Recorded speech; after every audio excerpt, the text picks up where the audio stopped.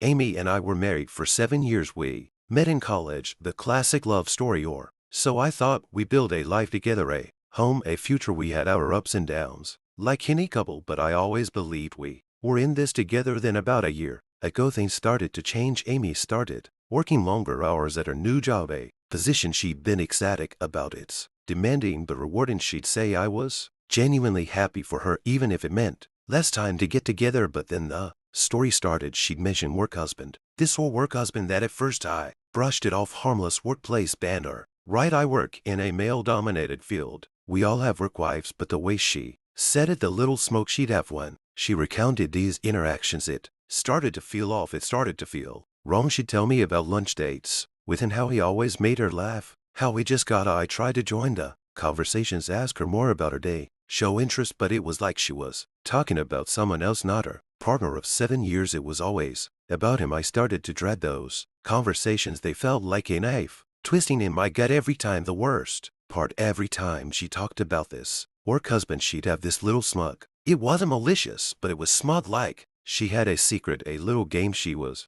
playing, and I was just a pawn in it. Sleep became an ordeal. I'd lie awake, staring at the ceiling, the echo of that smirk bouncing around in my head. I started to feel like a complete idiot, like the fool who's always the last to know. I tried to talk to her, to tell her I felt like we were drifting. She'd brush it off, saying I was being insecure, that I was making things up. It's just work, Mike, you need to calm down. But I couldn't, sir. I did something I'm not proud of, something I would never have imagined. I hired a private investigator. The report came in last week. It was brutal, a punch to the gut that left me reeling. At detailed lunch dates with this work husband, hand-holding clandestine meetings in hotel parking lots. The photos, they were the most sickening. Amy, the woman I vowed to spend my life with, was all over this other guy. The smoke was gone from her face in the photos, replaced with an open, adoring smile that I hadn't seen in ages. It was like the woman I knew had disappeared. The work husband, who I now know to be called Jason, wasn't some harmless coworker. He was the embodiment of every fear I had, a slick, overly confident married guy with a reputation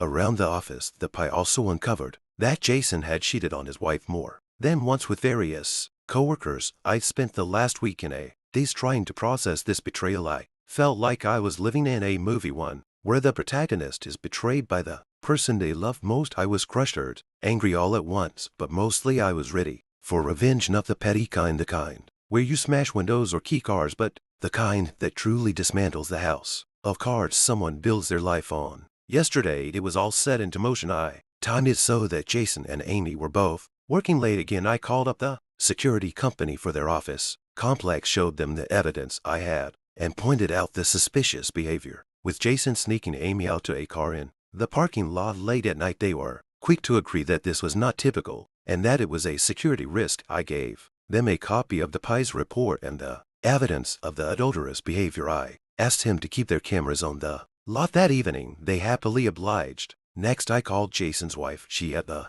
same reaction I did, shock, then disbelief, then rage. We met up in a coffee shop job and shared notes. We went through all of my evidence, and we agreed that Jason's world was about to come crashing down. After she left, I drove over to Amy's office. I caught her and told her I was at the front and to come out to see me. I had kept the Pi's report from her. I had kept all of it from her. I wanted to see her reaction. She came out, that smug little smear back on her face. It was like nothing was wrong, like we were living in our normal routine, as if her work husband wasn't waiting for her. I held up the pictures, the ones of them in the hotel parking lot. She went pale, her eyes widened, the smugness replaced with naked fear. She tried to deny it, to explain it away, but the pictures don't lie. How could you? I asked, my voice cold and even. How could you do this to us, to me? She stammered, tears starting to form in her eyes. It's not what it looks like. We're just friends. I just shook my head. I don't think so. Is that why you have been telling me how amazing he is, how he gets you, when I have been right here with you for the last 7 years? I don't know what to say. It's too late for that now, I stated, my voice low and full of menace. Then Jason came out of the building. He was in his usual slick suit, a smug look on his face, until he saw me and Amy looking pale and terrified. What's going on here? He demanded. This is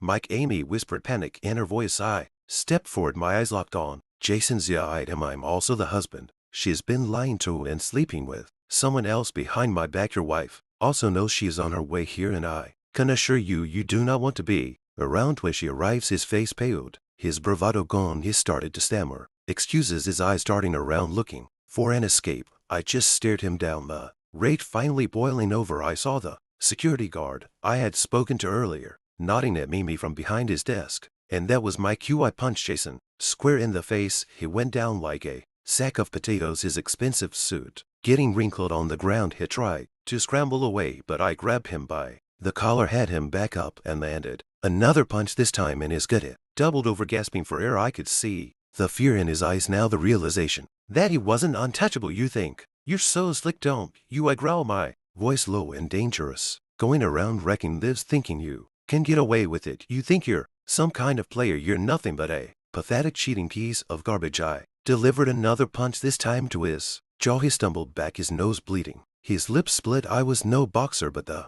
rage was fueling me. He was a mess. His tailed suit rumpled, his face a mask of pain and fear. I could have kept going, but I knew I had to stop. I needed to do